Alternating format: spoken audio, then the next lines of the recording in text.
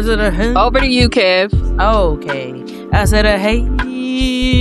I said a hey. Welcome back. Here she go. To the library. The people was being real anti-Southern, so let me make sure I pronounce it correct. The Lit Library. Okay, that's as good as it's gonna get. Hey, welcome back. So nice to talk to y'all again. I'm so glad that you can hear my voice. Hey, friend, how you doing today? I'm chilling and grilling. That's great. Candace, how you doing today? Damn. You see how she do me? I guess Hey, I'm everybody. just chopped liver. Okay, next, Bree, how you doing? I'm doing good. Just Great, chill. nice and sweet. Diamond, how you doing? Oh, I'm scared. Hi, I'm doing great. Thank you. First all I had of to say. all, excuse the hell out of us. We can't say hello. To hello, how are you? Where is that Southern hospitality at, ma'am, Mrs.? If you can say Arthur, then you can go ahead and give us some real Southern hospitality. How Hey, dare now. you? Justice How for the dare Southern you? Bells on the call, okay? It's Arthur. Arthur. It's getting real anti-black up on here real quick. Welcome back to the Lit Library. Sorry, guys. I am lit as a part of the Lit Library, so it was a little chaotic coming in, but so nice to see you guys today. Oh, my wig is on the floor. What so wig? nice to see- Never mind. You know what? No, not Stay today. the course. Stay the course. Not today. I just looked over and seen it. Anyway, we are back, okay? Speaking of wigs being on the floor, Needy Little Things is the book of the month. And these kids stress me out, okay? My wig, if I had it on, would have been on the floor. Y'all Let know me- what I let said the me name of just this say- episode needed to be. No, This is the let's- reason why frontal lobe are important. I feel Essential.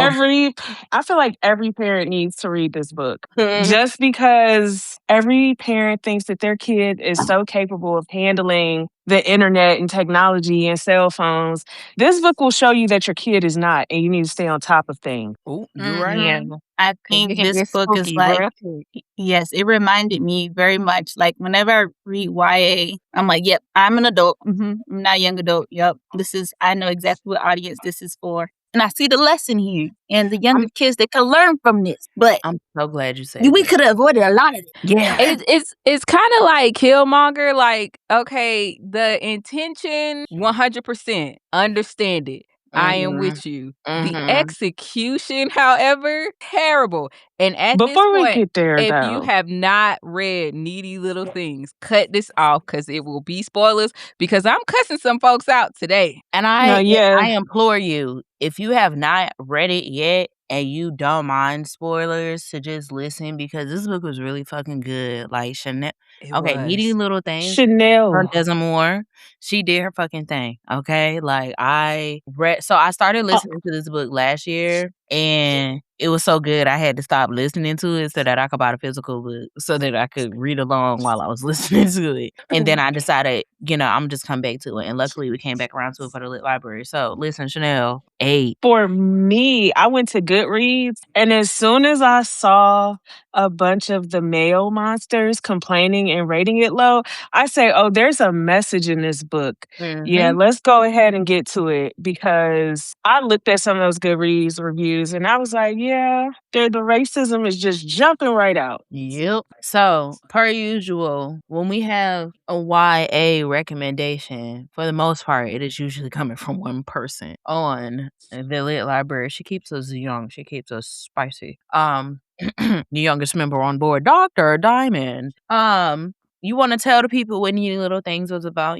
Because you are always just so perfect with a good little synopsis. See, I knew you were going to call on me. Oh, of course. But I'm ready. So, perfect. So, we talked about this book maybe like a few months ago, and we circled back around to it. But Needy Little Things is about our teenager. Her name is Soraya, and she has a younger brother who has sickle cell, and a mom that is trying to make ends meet. And a really cool thing about this book is that you have a magical twist to it. So she has premonition-like powers. She can hear what people need. So when you start off the book, you can hear that she's in class and she can hear like somebody wants gum, somebody needs a textbook or a notebook or an aspirin or for whatever reason. And so whenever she's in a certain radius of someone, she can hear what that person needs, and she's learned to just adjust that way and provide what people need so they can get out of her head and she can have her own thoughts for once. So that's how you start it off. And so she has her close friend. She has her best friend Malcolm and her friend Deja. And so what happens is her friend Deja ends up missing, and she's trying to figure out what's going on. Why is her friend missing? She already has a history in her community of people going missing, Black children going missing. And so not trusting the police, Soraya and Malcolm are trying to figure out how to help Deja, help the police find where she is. And so you go along that journey of discovering like where is Deja? What's going on? Why is she missing? Is she a runaway? Did someone take her? And you also see her navigate how to manage her power and how to deal with like having to anticipate the needs of others throughout this whole process. So that is the brief synopsis, and then we can jump into what was going on. Yes, let's get into it. So the biggest focal point that is an off-screen or off-page event that happens that really is the foundation of how this whole thing gets started is Malcolm's twin sister, Tessa, goes missing. Mhm. And in conjunction with that, was it like a couple years later, another one of their classmates who was a white girl also goes missing but ends up being killed. But the difference in between how viral I want to call that girl Connie, but that's not her name. Casey. Casey. Okay, yeah. I knew it was a C now. Yeah. The differences between Tessa's disappearance I'm and like, this is Casey's so crazy. disappearance day and night. But we know this because every time a Black girl goes missing, it's like only publicized because we make it a big deal. The news outlets are not running to make their names headlines, not getting national media coverage, which would help bring them home. In conjunction, if Sarah goes missing, then everybody stops what they're doing. The world is paused. We have seen it time and time again. And that is really the big thing that is going on in this story. The kids are kids. And I'm so glad we got Dr. D on this call to talk about this line of thinking that these children then stress me the hell out about to prove the point in which we just talked about. Yeah. Let me tell you something. These kids got on my nerve real bad. But really, I go into YA with my brain on. So I remember that they are children. Turn it off. And yes, and their brains are turned off. And so I remember that. So a lot of the times when they were getting on my nerves, but like, their little bickering, whatever. Oh, I said something to him that I didn't mean to say. That kind of stuff. I was like, okay, like I get it with these kids. I wasn't too hard on them, even though they got on my nerves. But Soraya, baby, you have to stop being dumb. You gotta stop just doing shit for the plot. Yeah. Babe, that's you about to say something, Bree? I was just saying with that little Santa bag, giving everybody and their mama something and letting these people in on that. I get she keep hearing it, it's bothering her, it's causing headaches, but you got grown men following you around. That was weird. That was weird. And it's because of she's naive, of course, at that age. So you're thinking everyone who's coming to you is with good intention, just like her taking the hoopty to go down. When we'll get there. But her taking that trip, just going without no backup, like girl. I also always back up. The stuff with like her going down. Oh wait, to Diamond was about to say something. My bad. No, go ahead. The marriage situation. Okay, so let's back up. So Raya and her mother and brother live in Atlanta. Her father lives in Clefley. They are all from Clefley, Georgia, which is, I hope, some made-ups. They are all from Clefley, Georgia. And the brother has 6 sickle cell. Uh-huh. Yes. Mhm. I was like, I had to make sure that was the right one.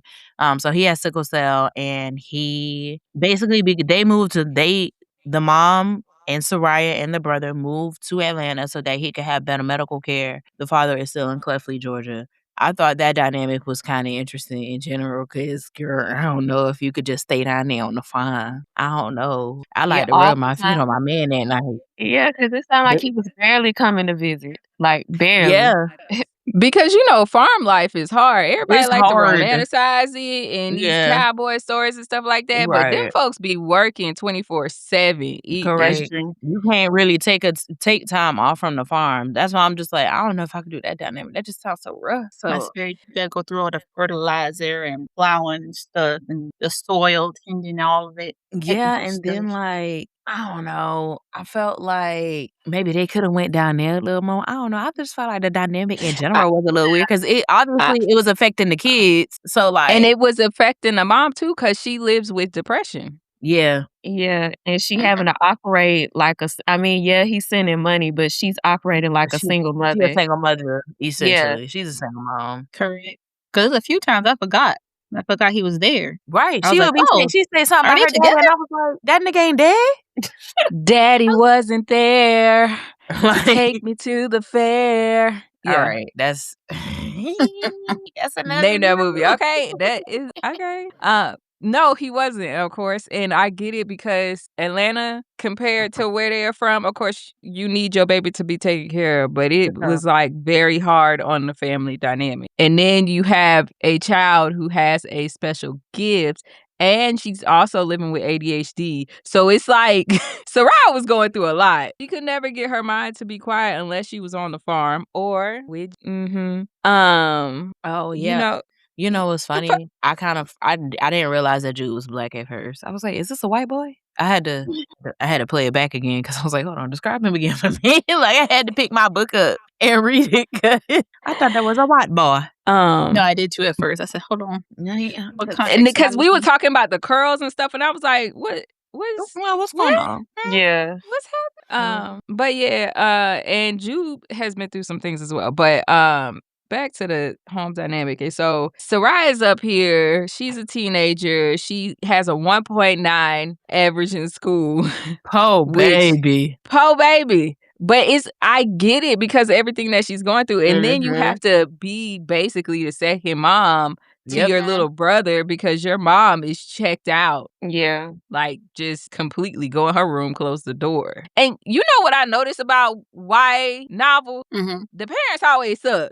They're always a little bit absent or a little bit not picking up on, like, hey, my daughter has a really low GPA, or hey, my daughter's really stressed out because her friend is missing. It's always a little bit of distance for some reason. I mean, it's for a reason, but it's, oh, yeah. Mm-hmm. Yeah. And it's just like, okay, and her mother's medicated, but she still has her highs and her lows. And so when we meet the family, it's during a low moment for her mother. And so she's handling all these things. She's trying to like pay for her little brother's camps and stuff like that. Things that should not be put on the shoulders of a teenage girl who is trying to get through high school. And she's shouldering all of that. And then she works at this ice cream shop, which her friend Malcolm Comey got fired from because the owner was naming the ice cream place. Like very controversial names. And the straw that broke the camel's back for Comey was all flavors matter. I was about to say I all noted flavors that. matters was kind of crazy though. Like Yes, let's that not was think crazy. about it. That was crazy. So we kick off with Soraya's sixth sense, which is hearing the immediate needs of people, but she doesn't know like what they need it for. So she never knows when she's giving somebody a something out of her Santa bag, whether it's going to be used for good or evil. But it's just a need that they have. And because she is also a part people pleaser, she wants to help everyone. Well, She helps the lady by giving her a nail file because that's what she hears over and over and over and over and over again. The lady being her boss. The lady being her boss. All flavors matter. What is it? Like maybe 10 minutes later after she walks out, she uses that nail file to stab a man in the neck who she says was attacking her. And it just go downhill from there. It goes downhill from there. That sets off the domino effect. So, did y'all ever think, the lady, I can't remember her name, the owner of the ice cream shop. I think it was Janice. Was it Janice? It was Jay something. I know it started with a J. Jess, something like that. It was either Janice or hold on, I got my book. Y'all go ahead. Miss Jess. Okay, so Miss Jess. Okay. Do y'all think that she was in the wrong for stabbing the man in the neck? I mean, based on his side of the story and based on her side of the story, no, I wouldn't say she was wrong. Cause if a man just walk up on me, bitch, somebody walking up on me in the dark alley, I'm about to protect myself. I don't give a fuck who he is. Yeah, especially with Don't she be thought walking he had a up on me. gun. So like I get that reaction. I don't feel that it was an overreaction. And especially since he was a middle-aged white man, I do think she really did think she was in danger. So you you can't can never even trust put a white race man. into play. Yeah, so I don't think it was an overreaction. And the fact that he was there for Soraya, that's a little creepy. A grown man coming on the behalf of his grown brother to come see his girl, maybe like. So I mean, her instincts might have been on point because whether he felt it was innocent or not, you're still pulling up on a high schooler at her job because you're grown. Like that's weird. You're not wrong. You're not. And that's what I thought too. So I wanted to get y'all thoughts on that because I know that was like the whole big thing that was eating Soraya alive because later on, old boy dies due to complications of that injury. But this is the first domino to fall that really just sets it off. So after that, we get to the festival. Not to be too like. I guess we'll get there because we kind of there when we talk about like him, the Danny basically coming to the ice cream shop because he wanted to talk to Soraya because essentially he wanted her to use her gift. I don't know. In my head, it just gives like it's always some labor involved with black people. Like it did. Okay, I wasn't trying to say it, but it was dance, monkey dance. Like it was. But that's what it. And the thing is, went to. They are so self-centered. Her powers don't even work like that. You coming on behalf of your brother, he has to be by her for her to know his need. But that's how he's sitting like this is happening in Atlanta. But like, let's talk about like the New Orleans witches of back in the day. Like the people that they was talking crazy shit about them in the daytime, and then at nighttime you at their back door trying to get their services and shit. So like. Yeah. It's kind of the same thing because you think that their skills do X, Y, and Z, not real. And that they should expend themselves beyond their means and sacrifice themselves for your greater good. Justice to Bonnie Bennett, okay? FYI. While we on the track of the magical Negro trope is what Danny and his brother, had going on with Soraya. So that happens, that throws Soraya off loop because, well, she's a teenager and just saw a man stabbed in the neck, bleeding out everywhere. It's not easy. And she probably should have been on that lady's couch to talk through that. But of course, it doesn't happen. We move forward. There is a music festival that one of her fans or previous customers, I don't even know what you call them, got tickets and gave fans them to or her. Previous customers is crazy. One of the other.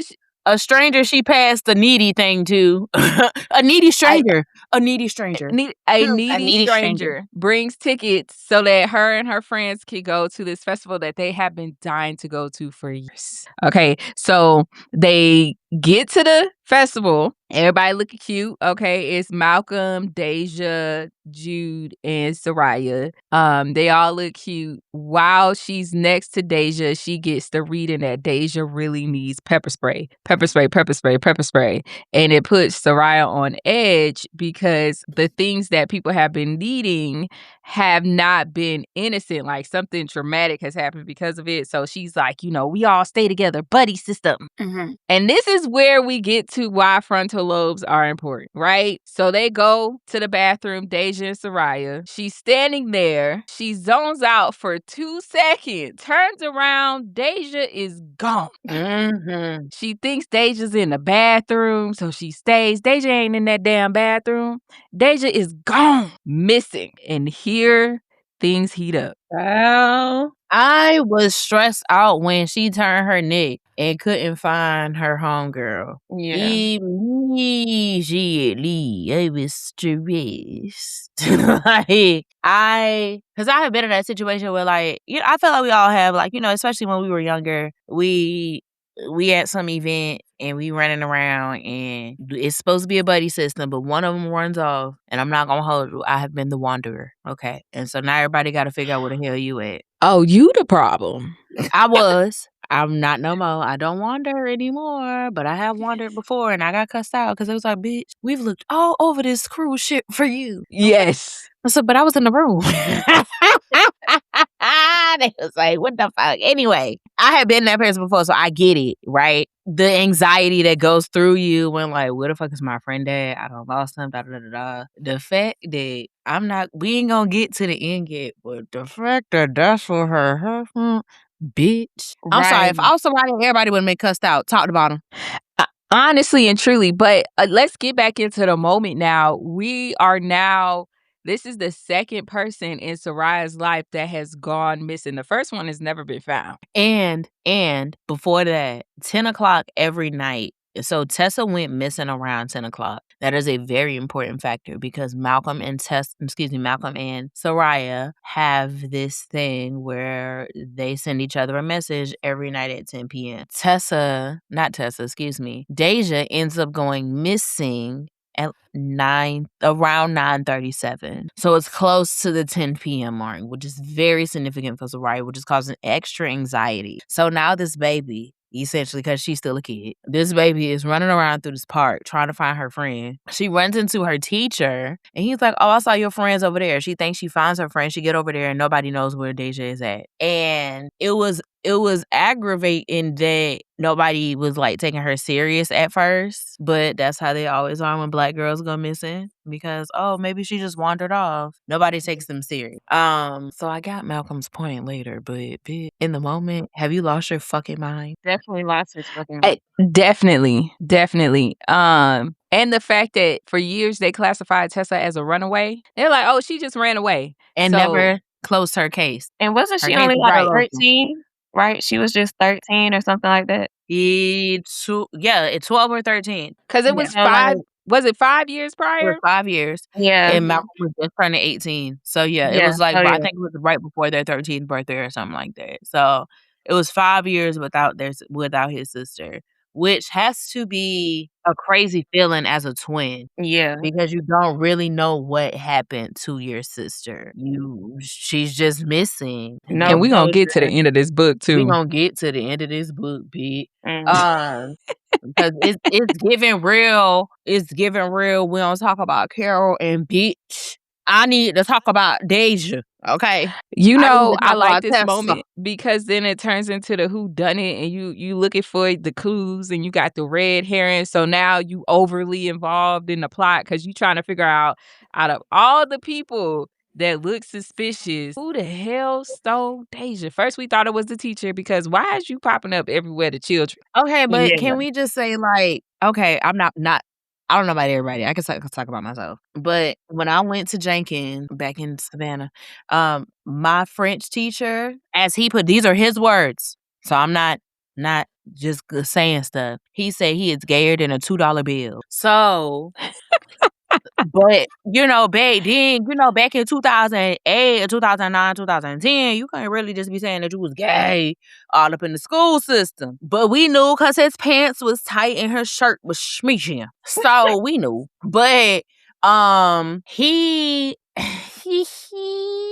I saw him as their teacher. Them being at the festival, and the teacher is like, bitch, I done did a little edible. I got my crop top and my short shorts on. That was my French teacher, St. Patrick's Day in Savannah. Bitch, if you see him, no the fuck you didn't. Like, that was He was like, I ain't essentially gonna the case. lie, I'm a little So grist. I I'm a little never suspected grist. the teacher. Like, because when I read that teacher, I just saw my gay French teacher from high school. Like, he was never a suspect to me. So it was wild that all of a sudden they was like, him did it.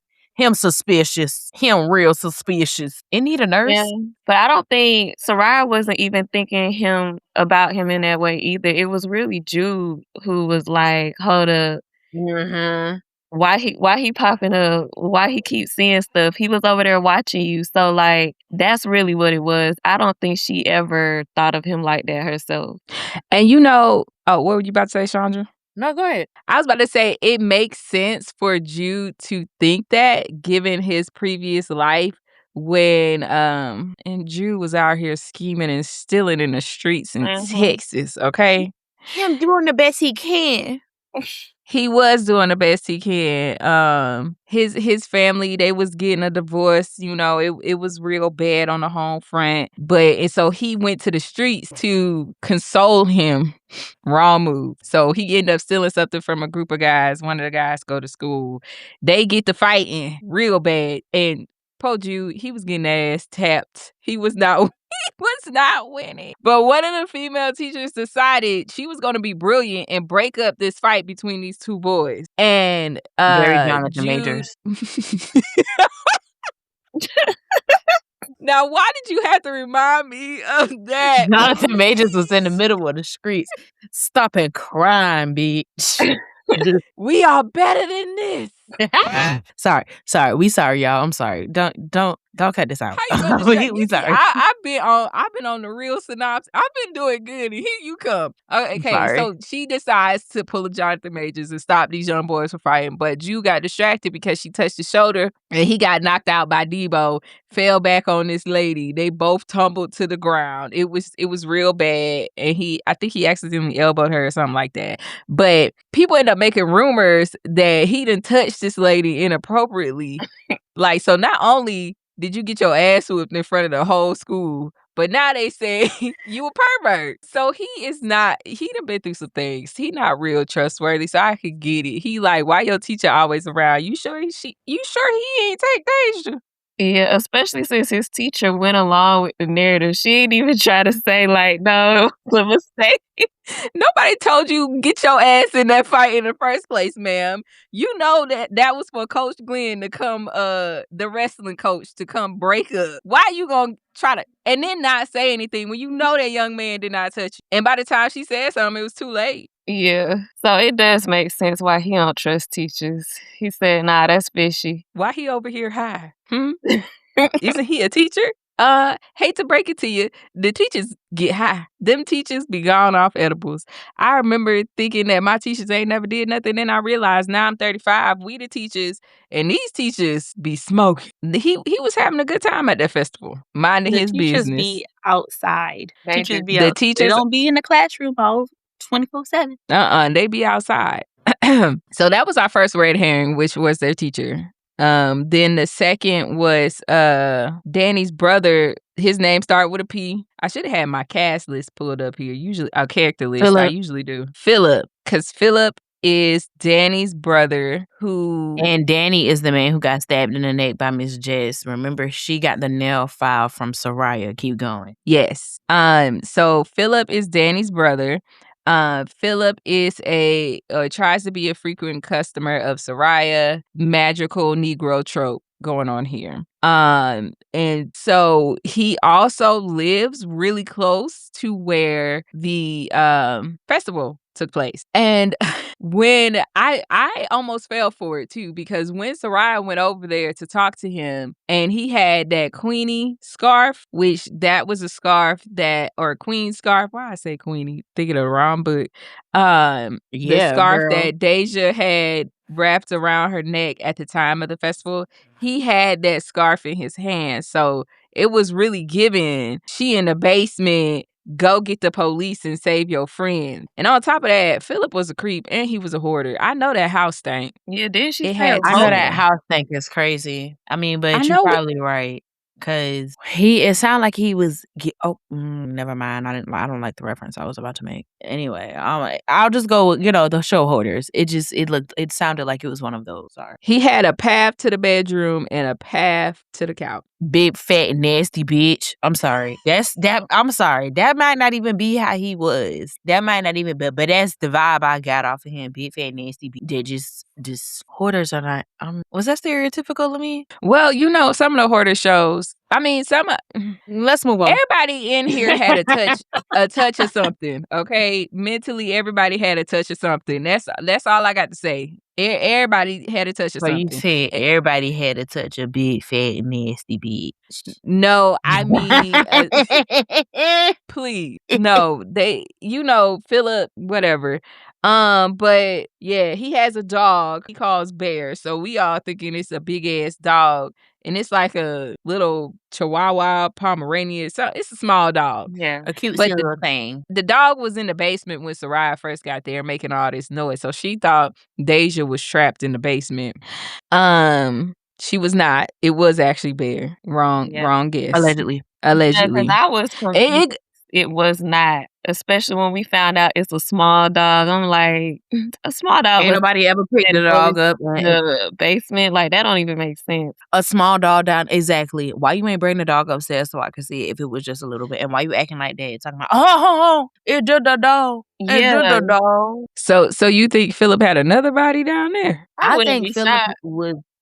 Thank you. They was already suspicious about him anyway. Because even Philip was a little touched. Him saying he sell them scarves. Why is this white man selling queen scarves? And who buying merchandise from your nasty ass?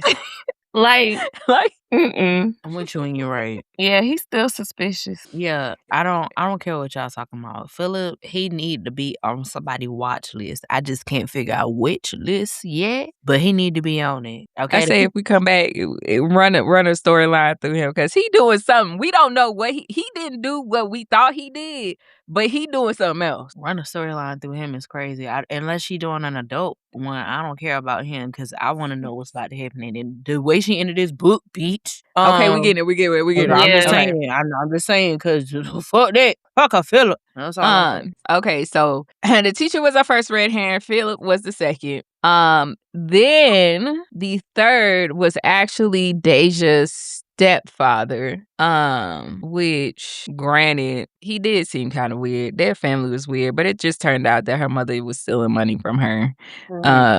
But she has Deja was around Soraya one day, and Soraya heard that she had a need for a specific kind of lock. So she gives it to Deja. They go to Deja's mom's house after Deja has been missing now for, was it 48 hours or 72 hours? It was some hours. 72, yeah. And to sneak off and see Deja's room to see if they could get any clues because, Soraya thinks she Nancy Drew now and she gonna break the case. Sorry. She did a really good job, but who told her to do this? Anywho, so she goes, spies in Deja's room, sees the lock. Now think there's something suspicious going on. And then the stepfather's, his attitude just made him look like something was off with him. I don't trust men in general. Right? Yeah. And especially not always, but sometimes you got to be careful about them stepfather, stepdaughter dynamics, depending on when he came into the picture. Like, so he was giving is something going on that made her feel with him. Like, yeah. Then it just turned out that her mother was a scammer. But so we think it's him. Oh, whole mama is a scammer. Not Soraya mama, Deja mama. She be stealing from her. My bad. Soraya mama not a scammer. Okay, some just clicked in my mind. I just connected something. It just is a conspiracy. I'm sorry. It just jumped in my head. Okay, so remember how Deja's little brother, what was his name? Why am I missing this baby's name? But Deja's little brother, remember he said that he thought that Deja's mama was faking it? Do y'all think Deja's mama... Look. They keep talking. I got so excited, I dropped my mic. Do y'all think Deja's mama was in on it? She could have been, because they did keep talking about like fake tears. It seemed like she didn't have no real tears and stuff like that. So I wouldn't be shocked. Especially if she's stealing money or something like that. I don't know. It could have been something in it for her that made her go along with it. I don't think that she was in on it. I think that her focus in general was just not on her daughter. So I think the generated tears that she was trying to generate on TV to make it seem like she was missing her daughter. I think she was missing her daughter's money, and she was missing like, dang, like, now I can't like get the drugs that I need. And she's like, oh, but I gotta look real serious on TV. I think she was just clueless. That's what I was thinking. She's an addict. Like, her mind is simply on getting what she needs. And I feel like the only reason she even knows her daughter is missing or even cares to have to talk about it is because she hopes it garners her some sympathy. Yeah. Now, can I just be very ignorant real quick? Fran, please don't hesitate to join me. This is me as Deja. My mother was a whore. And a junkie. And she sold me for $10 and a fix. That's my sister. It's because, see, it don't click sometimes unless you talk to your friends. And it's all coming together. Her mother was a junkie. Oh, that does make sense. And I cannot believe I fell in line like that. Oh my gosh. I like when you do that now. She really was. No, what got me was Soraya pointed out that she was wiping her eyes with tears that weren't falling. Like, Soraya and her brother was ripping her a new one on the sly. That bitch ain't had no tears. Brother. He was made up. He said, nah, she evil. Oh, him calling her evil was so crazy, but like, little nigga, you right. You right. Screaming. Okay, so we to this point in the book now, and it's starting to feel like all hope is lost because statistics say that like you need to have found the person within the first 72 hours or they may not be alive. And so at this point we're getting past that. So Soraya's disposition, her mood is dropping because where is Deja? Are we ever going to find Deja? Is Deja going to end up like Tessa?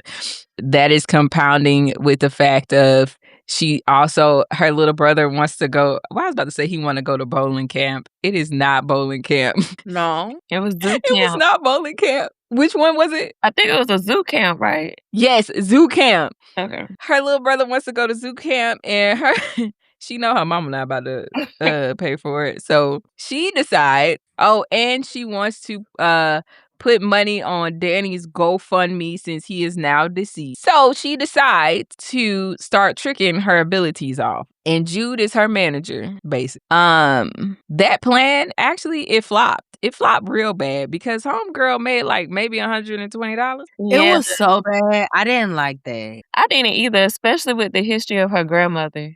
Like, getting right, she was killed for doing the same thing. So, but I think it's also like a testament to like the eldest daughter. Again, none of us on this recording are an eldest daughter. Jaleesa is really the only person that can speak from that. But if we think about everybody else's experiences, what we've learned, X, Y, and Z, this is the eldest daughter's problem. And you right. She feels like she has to pick up a lot of the slack. Especially because her father, they're still married. Ain't no issues between her mother and her father, but he live in a whole separate city. And hold on. Ain't no issues. It got to be. And the only reason why I say this is because you telling me my man down in the Delta. Mm-hmm. And I can't see. And she don't go down there for the summer. She just send the kids. Yeah. So something is wrong either. But again, she is the primary parent of a sick child. We don't know when he's going to have, I don't know if they're called flare-ups, but we don't know when he's, crisis, that's what they call them. We don't know when he's going to have a crisis, right? So even if I wanted to save up all of my PTO time to go spend time with my man during the summer. I can't even have that PTO time because I might have to take that time off in the middle of the year because I have, which I think aids to her depression because I'm the only person that's doing this hands on, which I think again is why Soraya felt the need to take on Josiah. That's the baby. Yes. That's the why baby. she wanted Josiah to be able to go to the camp that he wanted for that summer because she's the eldest daughter. She can see all of this shit. Josiah still has his rose-colored glasses on. So I think that played into a lot of what Soraya was doing. In that aspect, in the family aspect, she was just trying to navigate how to help her mother out while also, bitch, I'm a teenager. I got a lot of shit going on my goddamn because people act like teenagers don't have nothing going on, but they do. Life be happening. They have thoughts and feelings and emotions just like the rest of us, and they can see stuff that we think they are not seeing. So I think that played into what Soraya was doing as well. But again, I couldn't do nothing with my friend went missing the first time. I'm not about to let this shit happen again, no matter what everybody else got going on. But I still have to carry the weight of my family at the same time. Little sister had a lot of shit going on. No, she did. And you bring up a good point there because she was in that mode for everybody, trying to problem solve for them and fix everything. And so we get to this point now where she's picked up on a clue from the beginning of the book, which is Malcolm has a burner phone. Then he said when the burner phone was gone that his mom took it away. But miraculously, he has it again after Deja goes missing. And so Soraya's like, that's crazy. Oh, and Malcolm says that his mom gave the phone back. Now, we have to also remember that Malcolm, as far as we know, has some parents that are very aloof and very rich. So Malcolm gets away with a lot of shit, allegedly. Allegedly. But here's the thing. If she took the phone in the first place, this how you know he was lying. She was not going to give it back. I don't care how aloof, because if she didn't give a damn, she wouldn't have took it in the first place. Yeah. Correct. That's how you know kids is dumbass liars. Soraya's Spidey sense is going off now. Because what you mean your mama gave you this phone back, but you said she took it, right? Soraya is one of those people who has more common sense than she has books. Yeah. And it's not a lot of people that have that. And it's not that she doesn't have book sense. She has a disability that is affecting her and her learning and everything like that. Like, how am I supposed to pay attention to a lecture when I can hear everybody, no matter what the need? And coupled with like just having ADHD without hearing everybody else's need, it's hard enough to get through school, right? So now you have ADHD plus everybody's needs around you. The fact that she even had a 1.9, that means you passed something. A 1.9 is still kind of crazy because like a 2.0 was like, hey, oh yeah, I forgot they on new grades now. What? I was about to say, that boy brought home a goddamn 69 and said it was a C. I said, the fuck? It's fine. Yeah, the grades is new now. I was so confused. I didn't. So, and I don't understand. That I don't understand it. But yeah, they better now. And I'm like, where was this shit when I needed? I mean, it kind of does make just a little bit, just to be a little bit on my Amanda. It's because they are not putting enough funding into education or literacy. And that is why they're dumb. Sorry, your kids are dumb. Not all of them. I wish I could have brought a 69 home and said, hey, actually, I passed. No. I got a 69 over summer break because like I had missed too many days of school. I had to do so much to get it up to a 7 so I can keep going forward. The fuck is y'all talking about? You would have been coasting. I could have been good with a 69. What are y'all talking about? I just had to tell them, what are we talking about? What are we talking about? It's fine. Soraya's not a dummy. She just got a disability, okay? And kids with disabilities are not dumb. I'm honestly surprised that she didn't have even more poor attendance. Like, I feel like between that and, you know, her brother being sick and her always worrying about other people, I'm surprised she was at school half the time anyways. You know, yes, I'm so glad you spoke up. Dr. Diamond. So from a clinical perspective, what was your diagnosis of needy, or excuse me, Soraya? Yes, like what would you say? How would you help her? Oh my word! Why did she sound like that? Because I have to speak in my clinician voice when I am speaking to Dr. Diamond. No, you do not. What? No, you don't. Please, yes. No, I do think that this is not a clinical diagnosis. I think something that we see personified through Soraya, like in all of this, is like one, the adultification of Black girls, expecting us to grow up too fast and expecting a lot out of us when she is literally just a child. I don't care what you say, she hasn't graduated high school yet. Like, she's still trying to figure out life. And like Fran said, like, people always wanting something from us and not asking what we need. And she was all up in that school, and I didn't hardly see any teachers trying to, with this super low GPA, and people in her community trying to rally together to support her and her family instead of her trying to be the second parent and take up for her brother and make sure that he's able to have things like summer camp and pitching in for her mom, making sure that she gets groceries. When her mom telling her when to get groceries and what to get and all that. All those different areas, like, I think that would just be encapsulating what is going on with her, is because not only you have that from her powers, but you also have that from Black women in general, of people seeing us as superhuman and not expecting that we need anything. Yeah, thank you so much for your eloquent words, because I feel like you summed up what I tried to say earlier. As far as like the court jesternness of it all. You made that sound real classy based and real clinician based. But yes, I agree. I think that's that's what I was getting to, like labor. That's everybody just wanted labor out of Soraya.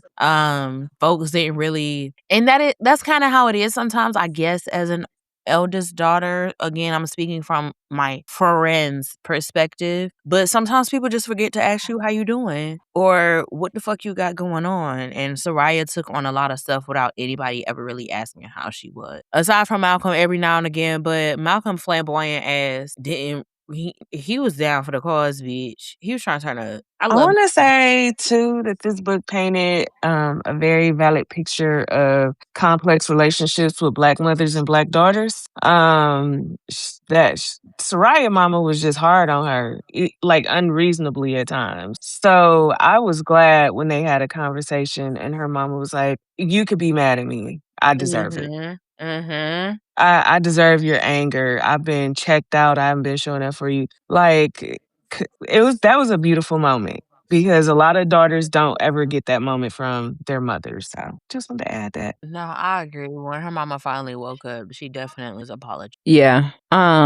Okay. So let's get to the meat and potatoes and wind this thing down with what the hell are teenagers thinking? Okay.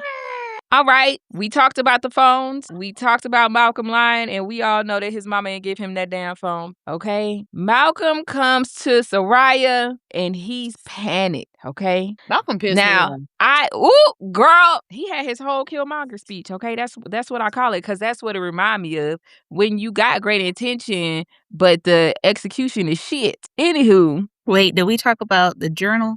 Oh, no, we didn't talk about the journal. Go ahead, Dr. D. Okay, so when Soraya is doing her Nancy Drew in Deja's room, trying to figure out clues on what her friend is missing, she finds a journal, and it's a journal about Soraya's like thoughts and feelings. And she's noticing like some initials in there, and it seems like, it's very lovey-dovey in there at moments. And then they do some sleuthing online, and they're noticing maybe some lyrics online that have to do with, maybe she has a boo, and maybe Soraya starts second guessing, oh, maybe she did run away, maybe she has a boyfriend that I don't know about. So then she approaches Malcolm about it and is trying to figure out, because she has always sensed a little bit that Deja and Malcolm might be a little bit closer than how they were originally. And so she's trying to get clues that way and message. What was the dude's name? It started with a J. Her best friend's friend. Jude. No, that was down in where she. Not Jeff. That was down in Willacoochee, Georgia. Oh shit. Okay, keep talking. I'm gonna give you the name. Okay. Let me look at my book. Go ahead. You're gonna say Jay. So she sees Jay in there, but she's like, who? It's not Jude. So it has to be somebody else. Jed. Yes. Jed. Okay, so having conversations with Jed, trying to figure out like how she know him. And Jed's like, I don't know that girl actually. So I don't know what's going on. So we start getting some confusion there between trying to figure out how she knows Jed, how Jed got into the picture in the first place. And then you also have this moment where Malcolm and Soraya are walking together and you hear on the news that they find a body in the lake. And so that's when Soraya is like already on edge, but she's also feeling like, oh, we've ran out of time to find my friend, and she doesn't know if it's Deja or not. Mm-hmm. Which is how she walked up to that lady was wild. The stranger. She was, and at this particular time, I feel like she was really at her end. Like she was frazzled because she was working so hard to try to make up for the fact that Tessa has not come home. And so then them saying that they found a body in the water was pretty much the end of everything. Well, at that moment. And so she was going through a lot. She was going through a lot. And Malcolm's like, it's not her. I'm telling you, it's not her. I promise you it's not her, which is very interesting for him to say. Right. And at the time, I thought he was being like, Delulu is the Salulu, because it's not her. But now we know that he knew for a fact that it wasn't her. Why, you may ask? Oh, listener, you wonder why Malcolm knows that it wasn't her? Because he had been texting Deja the entire time. The whole time. Let's get into this. Yeah, Dom, you go the fuck off, Diamond. That's right. And he gonna tell me something. I tried to tell you in a text message. Yo, let me tell you. If you trying to tell, first of all, I'm a nosy ass nigga. Personally, I'm nosy as hell. Do not traumatize me again, okay? Please put me in the loop of whatever is going on. Please keep me in the loop of whatever is going on. If you're doing this, I'm with you, brother. I'm with you. I see your vision. Okay, but after 72 hours, Soraya would have told them they lost their mind. That too, but after, I think Soraya would have been on board. But after 72 hours, they just need to come home. If we can make your mama, maybe that's the thing, to get your mama get clean or some shit like that. But again, also bringing awareness to your black girls going missing, right? Like I get what they wanted to do. The execution was dumb. All right, so let's get into what they wanted to do. So, Deja purposely, they had two different motives. Malcolm had one motive, because we're going to talk about Deja's motive was in part what Malcolm wanted, but she had a bigger fish to fry that was not calling awareness to the lack of eyes on Tessa's disappearance. I think that also pissed me off. Go ahead. Indeed. Deja missing happened purposefully. When Soraya was zoned out for 2 seconds at the restrooms, Deja ran away. She did need the pepper spray that Soraya heard about, that Soraya heard and ended up giving to her, because there ended up being a dog, and she had to, get away from him. But they set this plan in motion to fake Deja's disappearance to bring more attention on the black girls who go missing and do not get the resources they need to be found and be brought back home. And they wanted to see Malcolm wanted to see that if in the 5 years since his sister has gone missing, had anything changed. Would Deja make the headlines? Would everybody be out here in the streets trying to find her? Would they have hundreds of thousands of comments on her missing poster on social media?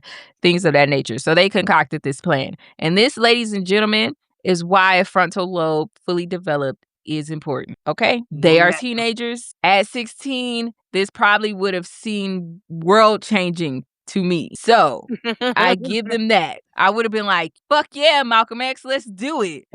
At 35, baby, you are dumb. Because how were you going to end the plan? Huh? I think that's where I was lost at least on Malcolm's behalf. Because Deja, I don't think Deja had an end plan. Like, she kind of sort of did, but again, the frontal lobe is not developed, so she didn't fully think it through. Deja didn't really have a plan. She just knew she wanted to get away from her mother because, again, if I'm not mistaken, Deja had a sibling. Did she not? Yes. She did? Okay. Deja was also the eldest daughter. Was she or was she not? Am I tripping? I think she was. I believe that Deja was Yes. still the eldest daughter. So I think she, again, had that eldest daughter wound on her and was not with the bullshit. And she was ready to fucking go and get out of there, especially when my mama is a whore and a junkie and about to sell me for $10 and a fig. Okay, I would be getting the fuck out of there too. I don't have time for this because we don't know, because Deja did not allude to anything about her home life. We don't know how bad it actually got. We don't know what was the final breaking point that she said, yeah, I'm about to participate. Because we don't hear from Deja. We're from Soraya's POV the whole time, which is fine. But we just don't hear that about Deja. So I wanted to know what Deja's end plan or end game was. I think so on Deja's behalf, she's been talking to this gentleman down in Willacoochee, Georgia. That is not the hometown. I'm just making that up because that's what keeps coming to mind every time I think about the city where Soraya is from. And Deja thinks that she's also why frontal lobes are important. She thinks she's gonna run away and start a new life with this person who's supposed to be the love of her life. And it doesn't turn out that way because turns out to be a freaking creep. Fitz, ain't that his name? Yeah, I also think so, yeah. going by Jed. Yeah, hold on, real quick before you go any further. Hey, I get Channelle. If you listening, still, I get what you was doing. Ella Fitzgerald, right? I get it. Okay, but when you talk about Fitz and you talk about a country boy, immediately Fitzgerald Grant III is in my head. And why would you do that to me? Why? Not you was up here. Why would you do that to me? Because in my I don't care what she said Fitz looked like. All I saw was a Fitzgerald the third. Okay, that's all I seen. I just want to let you know that. Pick another name next time. But I get Ella Fitzgerald. I had liked that actually. I really like the play on names with Ella and Fitzgerald. BT. I know that was too bad. He was crazy as hell. Them screws was loose. Somebody named Fitzgerald would be very loose. Somebody got thrown off a tractor quite a few times. The way he thought that Soraya was just gonna to help. So everybody had an agenda. Not everybody had an agenda. Because Deja was like, I'm gonna run away. I'm gonna start a new life with Jed. And I think her plan, like Malcolm was like, yeah, she gonna come back after a few days, and that way we can talk about why it's so important to have publicity on black girls and black children. And Deja was like, I'm running away and I'm not coming back, so I'm gonna stay missing. Yes. Then I'm gonna be with my man. Can we also say that, like, how dumb of Deja to think that you could run away with somebody named Jed and nothing would happen? Jed, that don't sound like a serial killer name to anybody else but me. She was in love with that country boy because hey, them country boys. Hey, what can I say? She thought she was gonna live. You know it, okay? And Anywho, she thought she was about to go down there and really just live her best life. And in actuality, had it been true, she probably would have lived her best country life out there on the farm and had a great time. But that's not what happened here because she got crazy ass Fitz instead.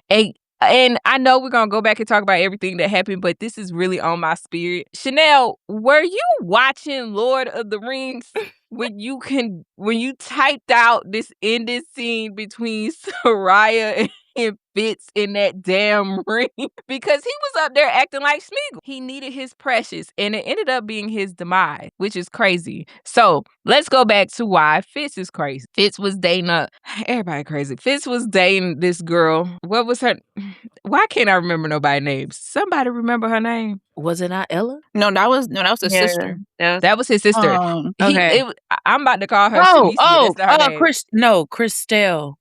Oh, it was something like that. Yeah. Christelle sounds right. It was Christelle. Okay, I was about to say go there. I'll pull out my book just to double check, but Christelle sound right. Fitz and Christelle were dating. They broke up. Womp womp. Okay, but Fitz is really like obsessed with Christelle. Deja and Christelle look alike. You know, they say you got a twin everywhere. Well, Deja's twin just happened to be in the same state with her. 6 degrees separation. And so Fitz saw Deja, and you know, this was his way of rewinding time. I don't know. He was crazy. I mean, in conclusion, the man he just didn't have all his marbles. So, yeah. He wants Crystal, whatever. Deja is her doppelganger. He thinks he's gonna get his happy ending. He's catfishing with Jed. Jed is in a relationship with a whole nother person. And it's this whole debacle down there in Willacoochee. So the life that Deja thought she was gonna get does not turn out to be true. Fitz is crazy. She's saying, now get this. We talked about Soraya's daddy having a farm. He also has a dilapidated rental on property as well. That's where Deja thought it was smart enough to go hide while, you know, everybody was looking for her. Yeah, I'ma go hide on the black man's farm where they won't ask questions first. Let me say this. This is how I know they are dumb. And okay, sorry. This is how I know their frontal lobes are not developed fully. Y'all want me to go escape.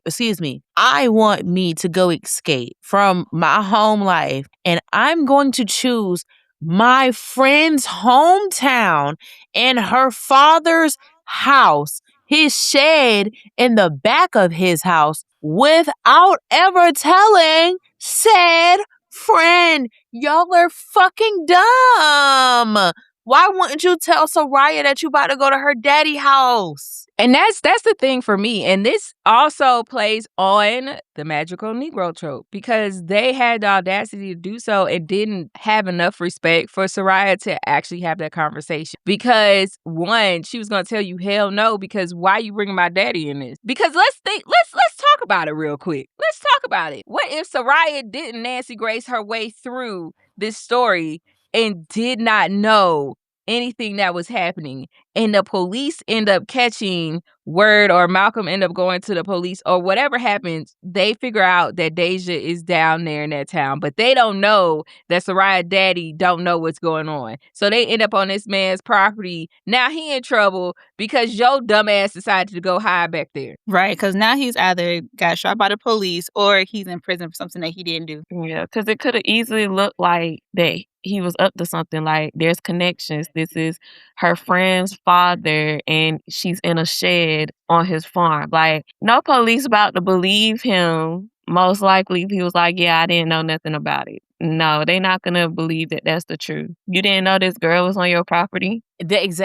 I think that's what, like, I was with Soraya when she found out the plan and was like, did y'all think about how this shit gonna look for my daddy? Y'all didn't think about that at all. I'm the only one that has to think about my daddy because that's my daddy. But y'all just sent this random black girl onto this, in her eyes, random man, because they never said that Deja went down to Clefley with her, with them. It was Malcolm and Malcolm and Soraya that went down to Clefley. So, as far as we know, he don't even fucking know Deja. Y'all just sent this random ass girl to his goddamn shed. The shed in the back of anybody's house looks crazy. I'm automatically thinking you got a body in the back.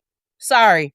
And the thing is, like, Soraya forgave Malcolm at the end, but I would always be side-eyeing him because you so easily disregarded me to make this decision to help your agenda. And he's so used to Soraya bending over backwards to help appease and help satisfy folks around her that it didn't even click in his mind what this may have caused, what pain this may have caused her, how this may have ruined her life. Like, he didn't consider her at all. And consideration is the highest form of love you can have for somebody. That's how I know you really love me. So if you cannot even consider me in this decision in which you unwillingly looped my family into, and not just like some third distant cousin, my damn daddy. Are we really friends? Are we? That's not a friend thing to do at all. Like, no consideration. And that's what annoyed me with Malcolm. Like, yeah, they came up with this plan, but you sitting here knowing she's safe. Well, you feel she's safe. And watching Soraya go crazy, essentially trying to figure things out, put clues together. I don't know. Like you said, the frontal lobes are needed. It should be needy little frontal lobe. Because no way Needs you to watch be the your title. best friend. Like, to exclude her out the plan was crazy. No way you watching her actually go through this in real time, especially with the history of Tessa going missing and knowing it affects both of y'all and knowing like she really going through it. You feeling at peace, you acting, but this is 100% real for her. So Right. He's not even half as worried as she was. And, they talk about this in the conversation. Like, at the end of the day, Tessa is his family, but he disregarded how much that hurt her too. And to not include her in the plan, especially one, probably because she would have talked him out of it, but two, also to give her some sort of peace of mind is wild. And I don't know if that was also to like amplify maybe their differences when it comes to social class. Like maybe he was just used to being able to just get what he wants. If he has the resources, he has the car, he has the plan. He sees his friend has resources, why not take it? So I don't know if maybe that was his perspective too. Yeah. Yeah. And it also seemed like he might have been a little resentful because he talked about like she wasn't as angry as him and she kind of was just like honoring her memory but like trying to move forward in life. And it seemed like that maybe bothered him a little bit. Like he had a little anger about that. Like, no, I want everybody angry. I think that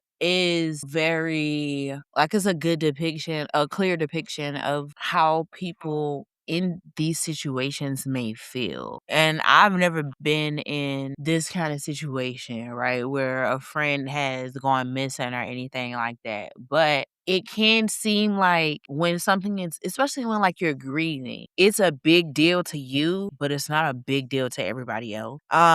And that's essentially what Malcolm was going through. He felt like, even we didn't know much about his parents, but it kind of felt like his parents were moving in a way that they were just trying to cope through the trauma that they have with losing their daughter. And I think that that's a lot of what was going on. Like, everybody was just trying to figure out how to navigate essentially with this trauma that they are dealing. And I'm feeling it real bad because this my twin. This somebody I shared a womb with. So my half of my soul is missing and it's feeling like nobody gives a fuck as much as I do, but he's not really knowing how Soraya is feeling on the other side of that. So it was kind of a depiction of how people can be selfish in their And not realizing people grieve differently. Like she was still grieving, even though it wasn't presenting like him. She's having these dreams and all that. Like she's still struggling too. So that's a point to me too. Like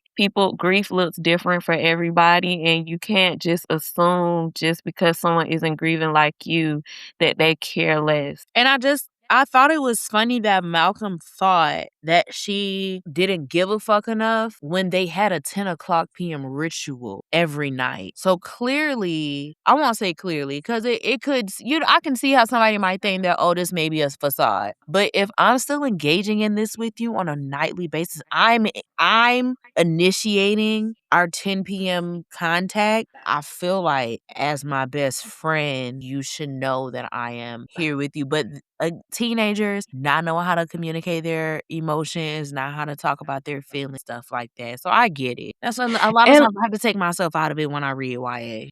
Absolutely. And in this regard, we would have to take ourselves out of it because it's his sister missing, but it's also his twin.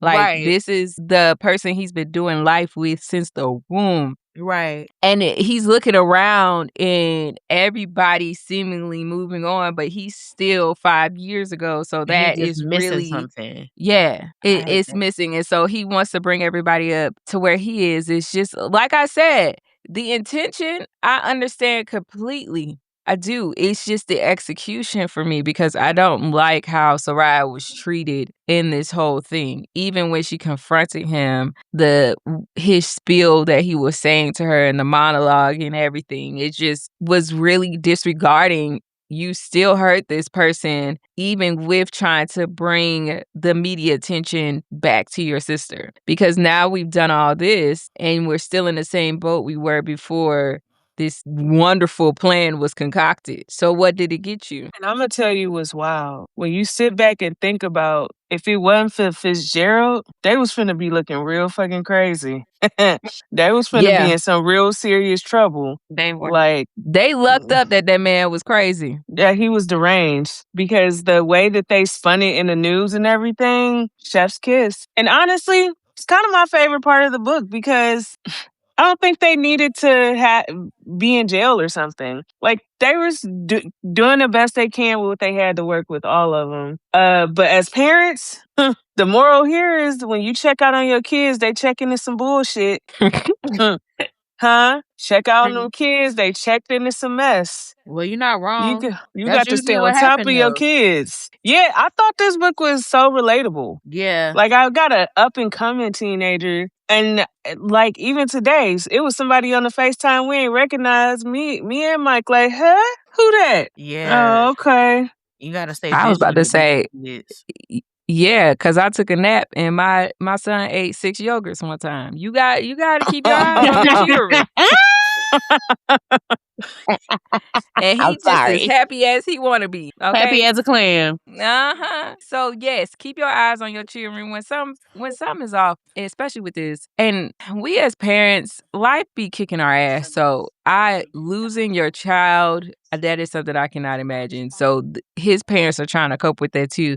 But you got to keep eyes on your child that's still here. Mm-hmm. And get off crack. Who on crack? Oh, hey, my. Nobody ever said crack. Nobody ever said I don't know what She- kind of she was getting crackish. Yeah, you know, no, you start it's stealing out extra somebody's strong. purse. It was something. It's crazy. She was She getting was getting crackish. Yeah, we started stealing. That habit has spiraled. But okay. Yeah, you're right. But I'm just, all in all, y'all know this is rarely a place that I visit, YA. But when Dr. Diamond bring the YA, I'm going to read it because she has not steered us wrong yet. She has not steered us. I'm going to look. I had an edible. How about Just this? relax. It's okay. Now, Yeah. I was about to move on, but real quick. Hey, Channelle. Desamours. Let's talk about the last fucking page of this goddess. Oh yes, let's get into it, girl. Have you lost your mind? Because I looked at whatever else you got coming up on the docket, and Soraya don't got another book, nigga. So what's going on? Ma'am, Mrs. When Tessa said that's what you need to find me, and then the audible sound played, I said, hold the fuck up. It's like right. or something. Because I think it's a standalone, but we need more information. The standalone is crazy because we gotta find out what happened. I don't like when y'all in books like that. I just don't. Is she with? And I know when she typed that, she said, "Oh, this'll fuck him up." You right? Where the book at? Is Tessa with us? Is she not? We need her home before Malcolm thinks of another genius plan. Right. No more plans for him. Actually, no more plans for Soraya either, because she took that hoopty down to that city when she barely had any money for gas. The car hardly had any gas. The car was about to shut down. She Malcolm said he was on the farm without backup, crawling underneath the floorboards to find her friend, fighting for her life. Malcolm said, "I will go with you." She said, "No, don't do that. That would seem too smart in this situation to have somebody with me as I go down here to find my friend that has not answered any text messages. So something is wrong. if she's not answering any text That's the messages. only smart thing Malcolm did the whole fucking book was make sure there was a plan in place after the fact. Like Malcolm pissed me off. Him and not Soraya, him and Deja irritated the shit out of me. with their master plan. But I do. Yes. No, go ahead, Dami. I was going to say I do like that when we get towards the end and you have this standoff with Fitz. That was supposed to be her childhood, best friend. Like we say, the marbles are moving in there; they're empty or something. Mhm. So you see the standoff. You see the dad come in and try to fend him off for his daughter. But what you really see is like everything kind of come all together when she's giving the ring to Fitz, but it's also as a way to give to herself. And you kind of start to see like the power of her gift, like all this time that it seemed like she has had to just give and pour into others, but she can also use that ability to take care of herself as well. And it seems to give her like a new identity and new like confidence with it too. After all that shit they just went through. Which is a happy ending in some regard because she needed that. Otherwise, I don't know what the rest of Soraya's life would look like.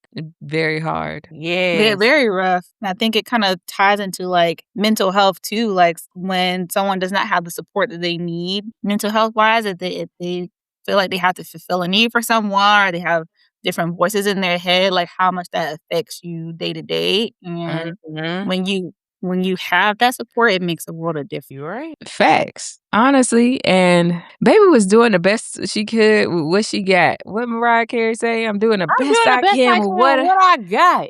God. It's basically everybody in this damn book except for the crazy folks. Correct. And as we come to a close with this book, I just want everybody to remember Deja mama was a junkie. Junkie. I'm glad we was on the My same mother. Okay. Well, this was a good read. I'm excited for this episode to air. Now listen. And also, I love that this was a debut. Right. That's why I really want to know. Because I looked at her Instagram. The next book she got coming. That's why I was mad. Because when I looked at the next book, it don't say nothing about no motherfucking Soraya. And it don't say nothing about no motherfucking Tessa. She trying to go into a whole new world. Girl, I get what you're doing, but you need to bring your ass back over here. Because I want to know if we going to find out what happened to Tessa. Even if her dead, let us recover her body or something. It's fine. I just want to know. But this month, because by the time this episode come out, it might be August. But August is going to be the 3rd year that the Lit Library has been in existence. And since we're coming up on our birthday, we are going to keep up with tradition. And the tradition is a Danielle Allen book. And we started off with the Curve series. So clearly, we are going to finish book 3 or finish the series out with book 3. And August book of the month is going to be Big Girl Blitz. Everybody was talking about it. So by the time y'all hear this episode, y'all better have done read the book already, okay? We're going to read it together because that audiobook, and to me, this is the best book in the series.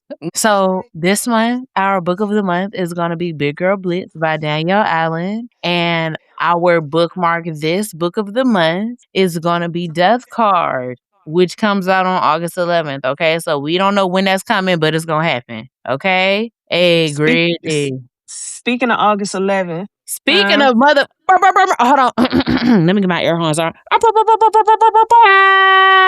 Creative Differences will be live on audio August 11th. Jackson and McKenzie coming to life. And you know what? Madison C. Marie and Morris Kelswater, if you listen to Our Vicious Oaths. Oh my gosh. Hello? Well, you put that motherfucking voice on, you better bring you it back know, in, bitch. You know the voice, okay? They are Jackson and McKenzie, and they sound so good. So please, go ahead, download it, listen to it.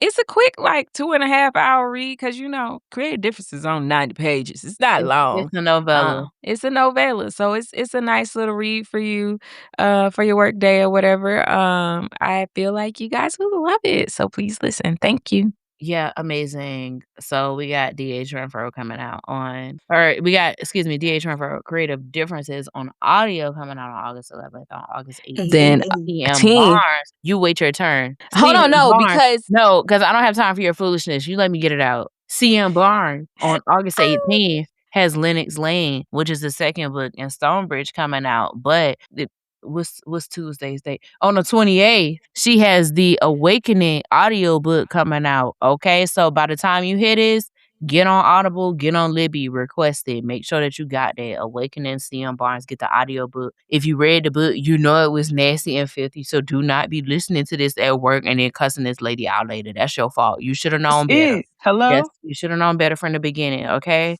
The 123, when that's coming? I don't know yet. But it'll be here soon. I thought that was a update. Okay, never mind. That was a conversation we had offline. My bad. I got my dates confused. Dr. Diamond, you got something you want the people to partake in? It don't have to be book related. You got the people you want, because you and Candace is like the resident smart hoes, like extra smart hoes. So damn, the rest of us just chop live over here. I said extra smart. I said extra smart. If you want to be a dumb hoe, you can be a dumb hoe. But I'm a young hoe. Go ahead, Diamond. Oh Lord.